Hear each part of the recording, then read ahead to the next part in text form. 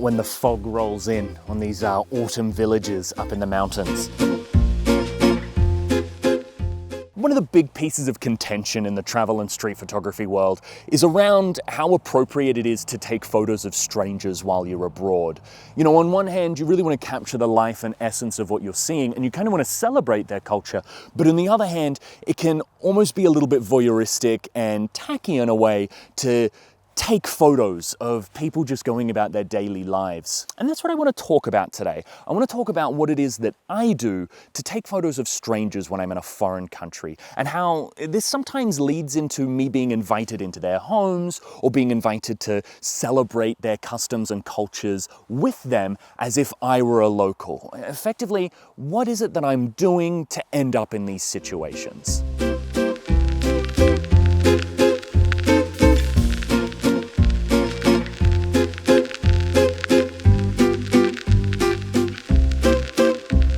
I'm often asked what it is that I'm doing to end up in these situations, and it ultimately comes down to 3 simple tips that you can apply to your everyday photography.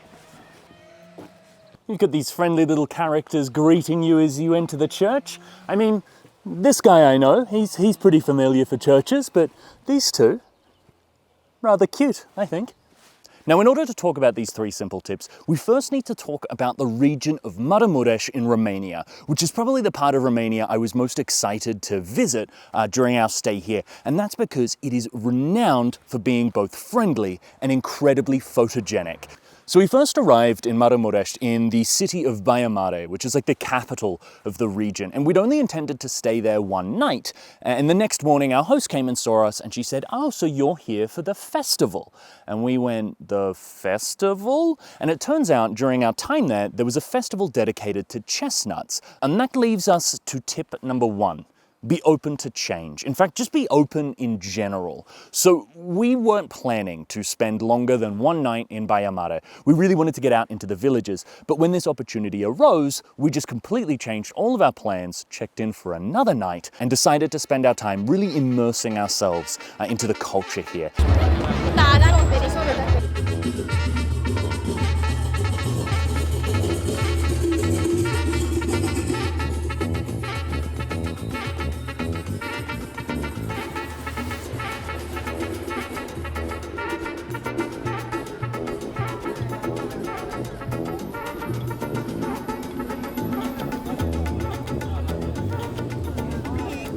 Those pork knuckles are so huge. There must have been some big pigs.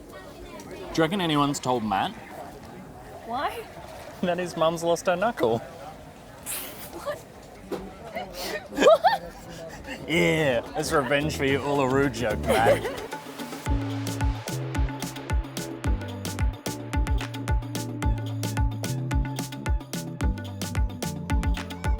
We didn't really expect to spend a lot of time here. I think our intention was to come here, go into some villages. I'm really excited to photograph the little villages around this area. But it turns out the people of Baia Mare anticipated our arrival because they're holding a festival today. A festival of chestnuts. Yeah. This is the first time I've ever eaten a chestnut. Did you bite the shell? Do not eat the shell. No, you don't. You need to peel it first. Oh! Well, I'm going to put this one back in the bag. How was the shell? Crunchy. Yeah. I didn't mind it. You know what? It's significantly better without the shell.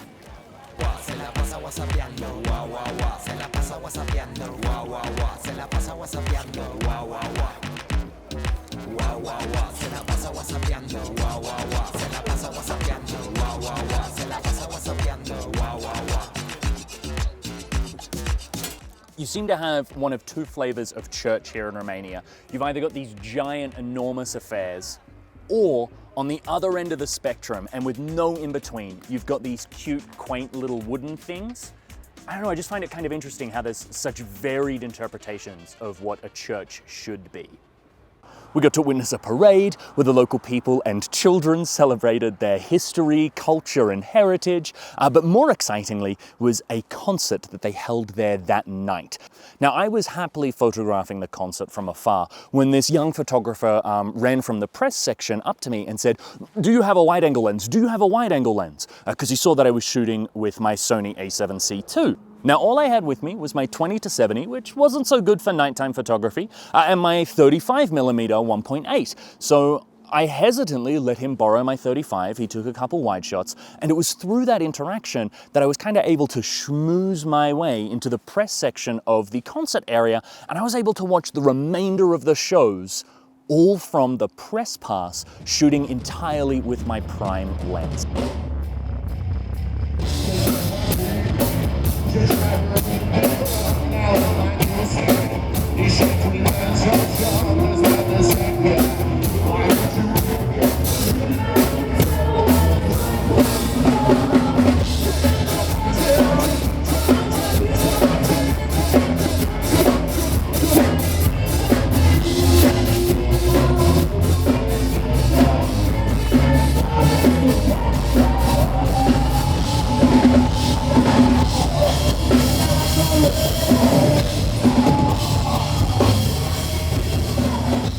And I feel like I was able to capture some really interesting images shooting a concert with a wide-angle lens, which isn't something you usually get the opportunity to do. So I was very happy about that. Now, after Baia Mare, we finally made our way out to the villages that we came to Maramuresh to see.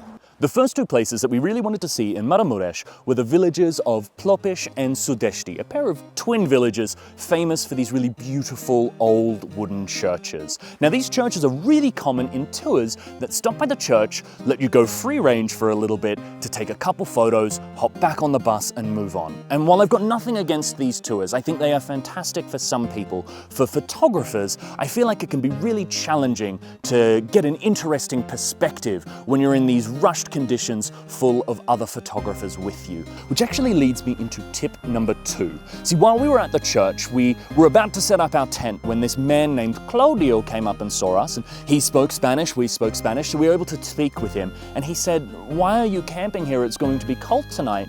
Stay in my house. Meet my family." And that leads me to tip number 2, which is just say yes, hesitantly. You don't want to say yes to everything. Sometimes that's not the best advice.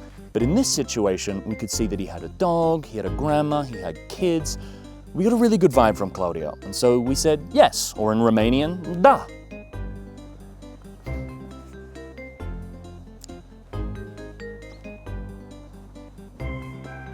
Another thing both Suceava and Maramuresh are famous for are these wooden gates behind me.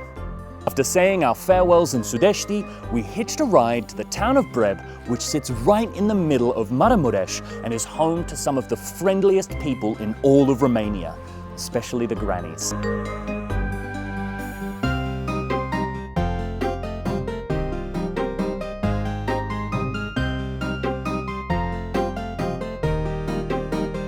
And while in the town of Breb, I had an enormous grin on my face the whole time, and I couldn't help but wave to everyone and say Bună ziua or Sera bună or Bună sera, which is hello and good evening respectively. And that leads me into tip number 3, which is say hello to people, be friendly, and if you can, learn a little bit of the language. I know that's a lot to cram into just one tip, but 3 tips sounds better than 5.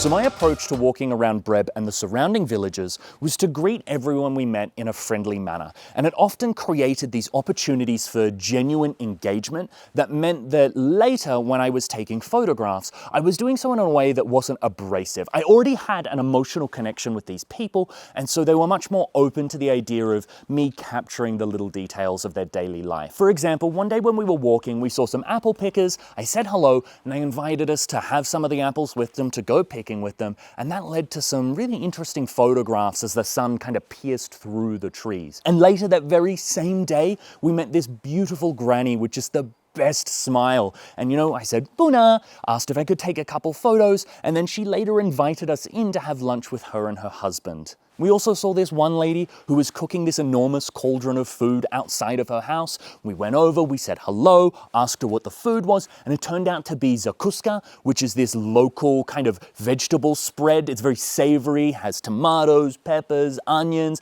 Sometimes you can find it with eggplant or aubergine and even mushrooms, and it was delicious. And while we were trying the zakuska, her son came out and he said, well, if you're trying this, would you like to try something else local and traditional? I've got some palinka that I made myself. And how to describe palinka? It's like drinking straight petrol or jet fuel. So I want to take a moment to talk about where we stayed while we were in Breb. I don't usually do this, but I loved it there that much that it deserves a shout out. We stayed at a place called Babu Campsite, which is it's beautiful, the area is gorgeous, and the owners were just so lovely. You can order a sourdough, which is delivered piping hot and fresh to your tent every morning. They've got a hostel and a pensiona or homestay if you don't want to camp as well. So I cannot recommend it enough. But the main reason we liked it there was because of Spaghetti and Stinky, a pair of black cats that were just so adorable. Spaghetti would gallop over to us and ask for pets, and every night when we crawled into our tents, Stinky would come over and meow and say, let me come in. Naturally, I was following tip number 2, and I said yes or da, and we unzipped the tent, and Stinky slept with us every night that we were there.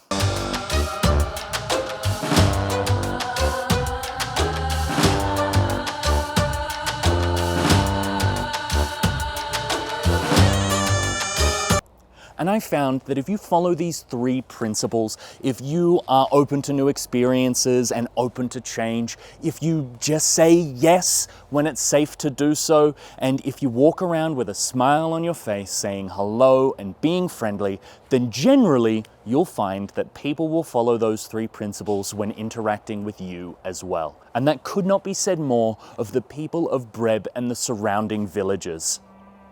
Hello. I found just as often as I was saying yes, they were saying da to me. Whenever I would say, can I take your photo, hold up my camera? Okay. Or whenever I'd take a photo of someone and I'd walk over to them and show them and say, is this okay? Or Buna, they would just as likely say da, and that would lead to further interactions that would open me up to new experiences. And through engaging with the locals in this way, we were often given recommendations on where to go next. And let's be real here, these people know Romania much better than I do, so I was happy to receive those recommendations. And one of those recommendations was to visit the little village of Săpanza near the city of Sighetu. Săpanza is famous for having what is quite possibly the prettiest and happiest cemetery in all of Earth. And it too was also a really photographic opportunity.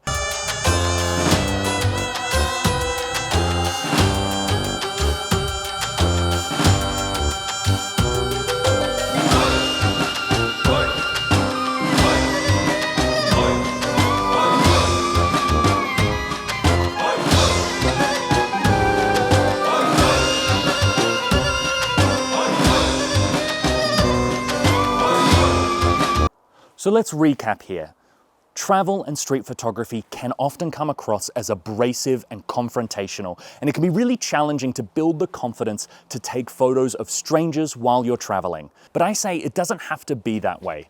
Instead, if you adopt the 3 principles of being open to change and being open to experiences, if you just say yes when the opportunity arises, and if you are friendly with a smile, and even better if you can say hello in the local language, you'll be able to take photos of people in no time. And you'll be able to do so in a way that feels authentic and respectful. Final boarding